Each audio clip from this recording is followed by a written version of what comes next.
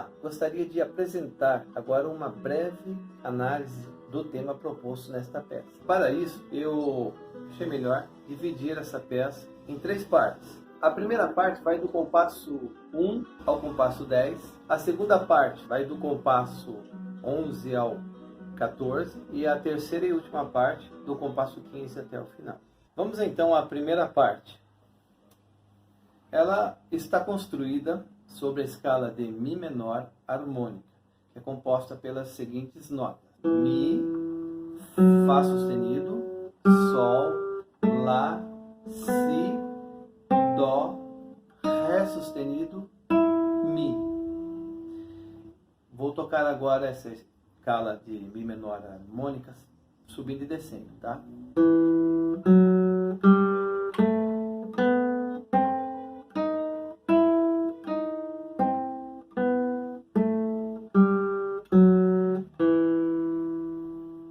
Bem, apesar dele utilizar a escala menor harmônica, escala de Mi menor, ele não utiliza todas as notas, mas somente até o 6º grau.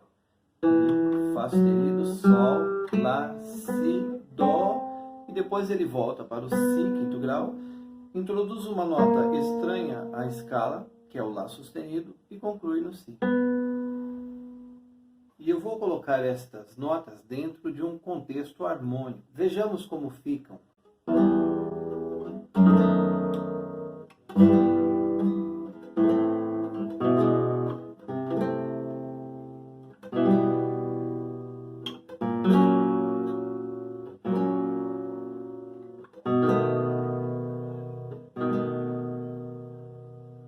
Os acordes são organizados por cadências. Cadências vem de cadere, de cair, né, de movimento. Cada um deles tem uma função dentro, né, da harmonia. E essas cadências, tem as cadências que são conclusivas e as cadências que são suspensivas. Este teminha aqui, esse tema que é apresentado aqui na primeira parte, ele termina com uma cadência suspensiva. O que isso quer dizer? Quer dizer que ele teria que apresentar uma conclusão, né? Quando ele faz...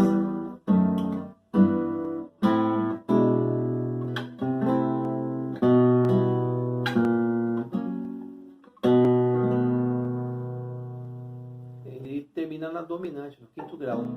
Por exemplo, vou criar aqui, vou fazer a repetição, como acontece, por exemplo, numa frase da 9ª Sinfonia de Beethoven, que é muito utilizada como exemplo, né? Onde o Beethoven ele apresenta assim, ó.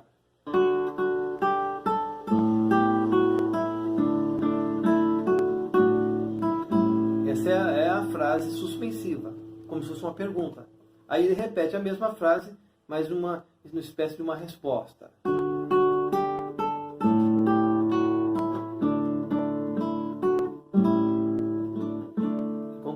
Percebe? Deu para entender sobre pergunta e resposta, suspensão e conclusão?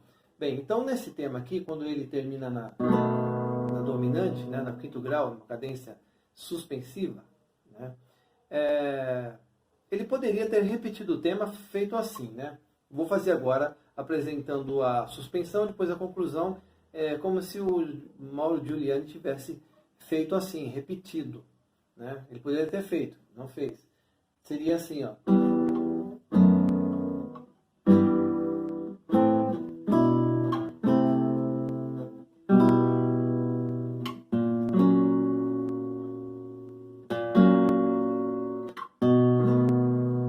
Ele fez assim. E aí, se ele fizesse na repetição...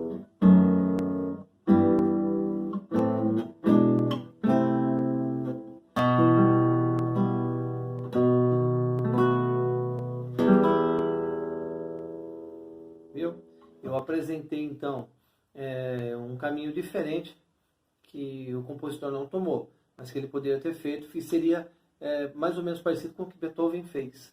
Então, o Mauro Giuliani, nesta parte da música, ele escolheu uma solução diferente daquela do Beethoven.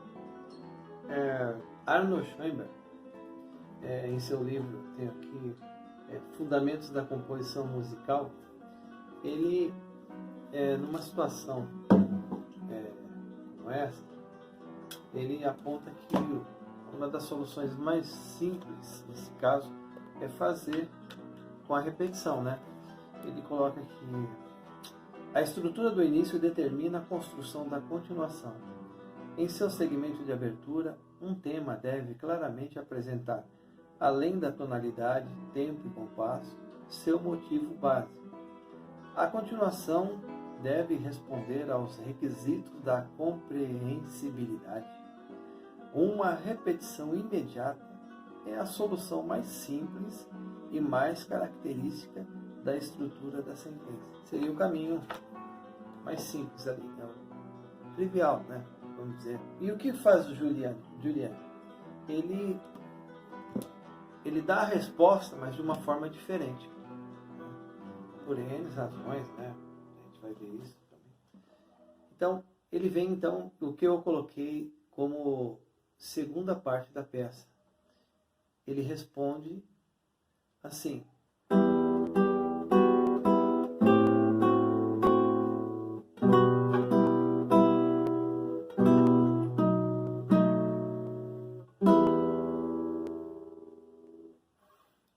e então a gente percebe claramente uma sequência melódica que é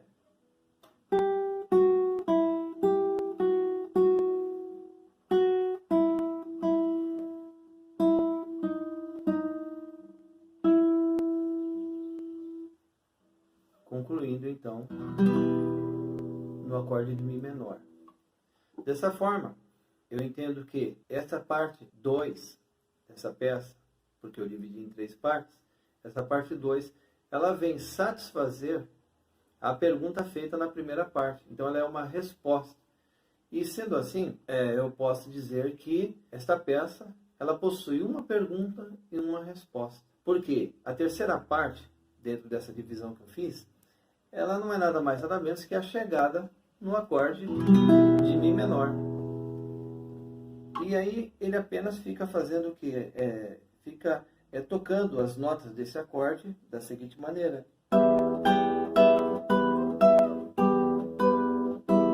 E depois replicando 2 oitavas abaixo.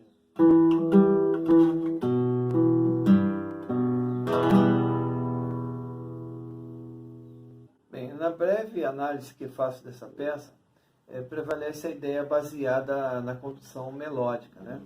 E se considerarmos esta peça como sendo constituída por uma pergunta seguida de uma resposta, temos então, em forma de melodia, o seguinte resultado. Pergunta.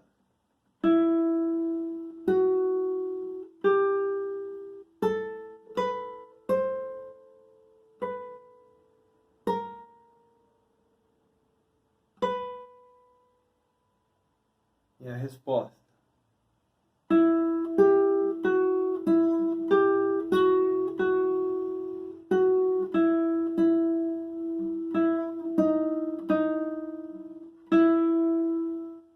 Eu tenho a sensação de que são duas coisas diferentes, né? Na apresentação que o Mauro Giuliani faz, ele coloca uma complementando a outra, mas analisado dessa forma, assim, como duas melodias, como foi eu apresentei agora, a gente tem a impressão que são coisas diferentes e que a primeira não chegou a ser desenvolvida e aí já apresenta uma outra diferente. Então o que acontece? Ele cria uma expectativa com a primeira melodia e aí ele resolve apresentando outra melodia.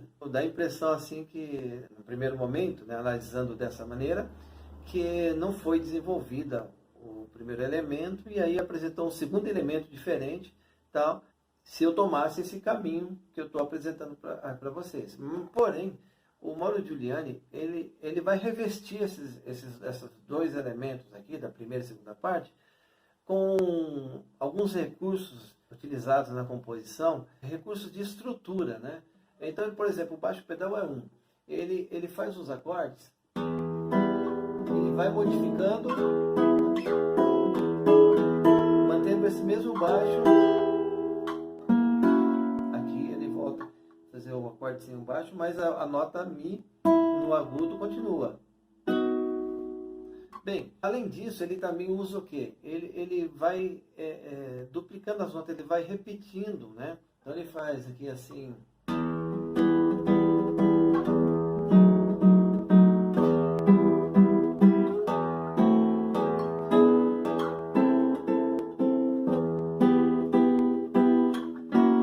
coloco aqui, ó,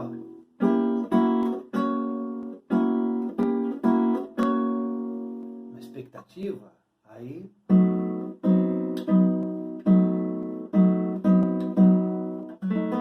então quando ele chega aqui, aí ele criou um clima para você estar pedindo alguma coisa como resposta, e principalmente onde? Na tônica. Então ele entra com a tônica.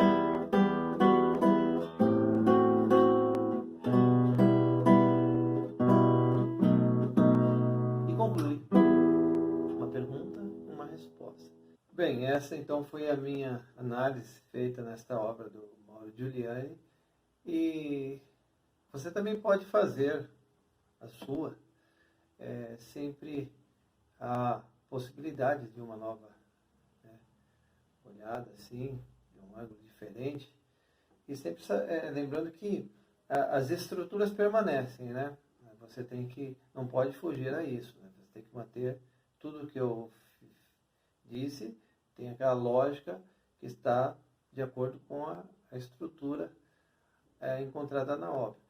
Uma obra de arte pode ser lida de diversas formas, né? Eu gostaria de citar o grande poeta Fernando Pessoa, grande poeta português.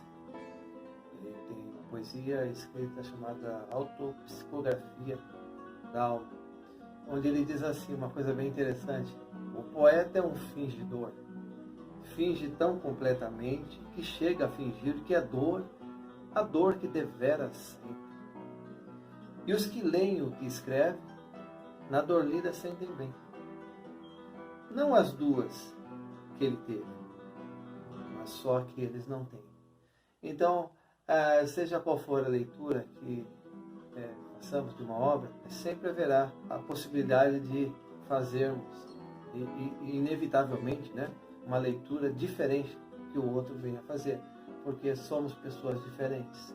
E aquilo que nós encontramos na obra e que nós expressamos, fatalmente ela estará relacionada com aquilo que nós somos.